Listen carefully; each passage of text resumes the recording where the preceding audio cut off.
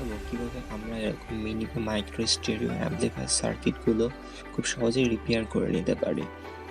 এই ধরনের স্পিকার আমরা মূলত 300-400 টাকার মধ্যে আমাদের ল্যাপটপ বা কম্পিউটারে ব্যবহারের জন্য কিনে থাকি, বাট কিছুদিন ব্যবহারের পর এটাতে অনেক ধরনের সমস্যার সৃষ্টি হতে পারে, যেমন ইউএসবি পোর্টটি ছিঁড়ে যেতে পারে, কোনো কারণে অডিও জ্যাকটি কাজ করে না, অথবা আমাদের স্টেরিও অ্যাম্পলিফায়ার সার্কিটটি নষ্ট হয়ে যেতে পারে।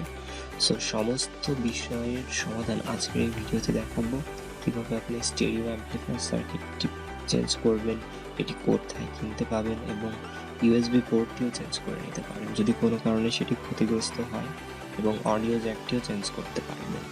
তো সমস্ত প্রসেস মেথড আজকে দেখাবো, সো স্কিপ না করে প্লিজ পুরোটা দেখবেন। দেখতে পাচ্ছেন আমার স্পিকারটিতে অডিও বা ইউএসবি পোর্টটিও নষ্ট হয়েছে, সো সেক্ষেত্রে আমি একটি ইউএসবি পোর্ট নিয়ে নিচ্ছি, আমরা এটি চেঞ্জ করব। এবং আমার স্পিকারটিতে অ্যাম্পলিফায়ার সার্কিটটিও নষ্ট হয়েছে, সো আমরা এটিও চেঞ্জ করে দেখাবো। সো আমি প্রথমেই খুলে নিচ্ছি আমার অ্যাম্পলিফায়ার সার্কিটটি।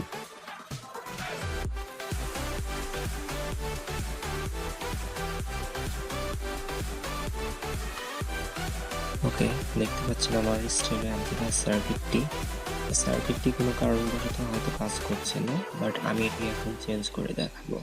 বাট তার আগে এ ধরনের স্টেরিও অ্যাম্পলিফায়ার সার্কিট আপনারা খুব সহজেই যে কোনো ইলেকট্রনিক্সের দোকানে পেয়ে যাবেন, অথবা আপনারা খুব সহজে দারাজ থেকে এটি কিনে নিতে পারেন।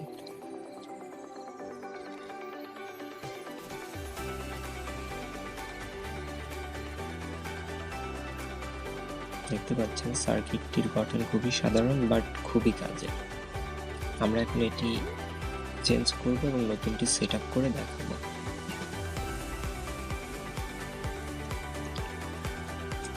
সো এখন আমি আমার পুরনো অ্যাম্পলিফায়ার সার্কিটটি খুলে নেব এবং নতুনটি সেট আপ করে নেব।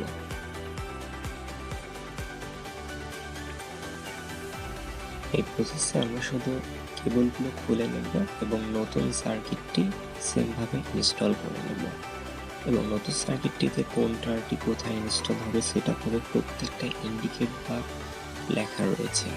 সো সেভাবে আমরা জাস্ট দেখে দেখে এটিকে সেট আপ করে নেব। দেখতে পাচ্ছেন দুটির গঠন ভিন্ন, but most of the case working system same. আমরা শুধু ভোল্ট ইনপুট আউটপুটটা দেখে নেব ব্যাস। বা স্টেরিও অ্যাম্পলিফায়ার সার্কিট সব 5 ভোল্টেরই হয়ে থাকে। আমরা মার্কেট থেকে 5 ভোল্টের যে কোনো স্টেরিও অ্যাম্পলিফায়ার সার্কিট কিনে নিয়ে কাজটি করতে পারি। আমরা এখন এটি ইনস্টল করব। তার আগে কোন কেবলটি কোথায় হবে সেটি আমরা দেখে নিতে পারি।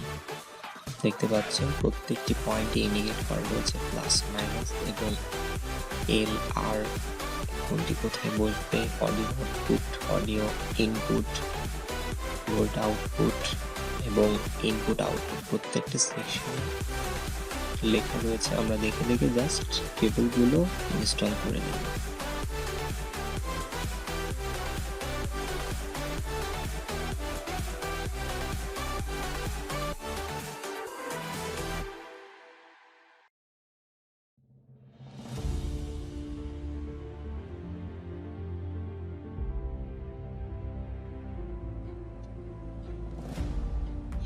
এখন আমাদের ইনপুট সেকশনটি কানেকশন করা হয়ে গিয়েছে, ভোল্ট এবং অডিও ইনপুট। এখন আমরা জাস্ট স্পিকার আউটপুট দুটো কানেকশন করে নেব।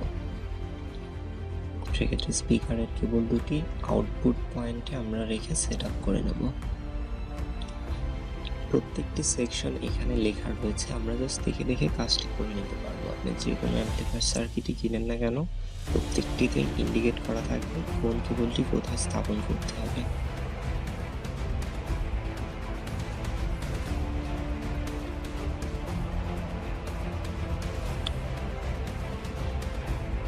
ওকে, ফাইনালি দেখতে পাচ্ছেন আমার ওয়ার্কিং প্রসেসটি সম্পন্ন হয়েছে। আমি জাস্ট প্রত্যেকটি কেবল যে সেকশনটিতে বলবে সেখানে রেখে সেট আপ করে নিয়েছি। এখন আমার স্পিকারটি পুরোপুরি কাজ করছে। সো ধন্যবাদ ভিডিওটি দেখার জন্য। এরকম সলিউশন ওরিয়েন্টেড ভিডিও পেতে চ্যানেলটি ভিজিট করে দেখবেন। যদি কন্টেন্ট আপনার উপকারে আসে, সাবস্ক্রাইব করে আমাদের সাথেই থাকবেন।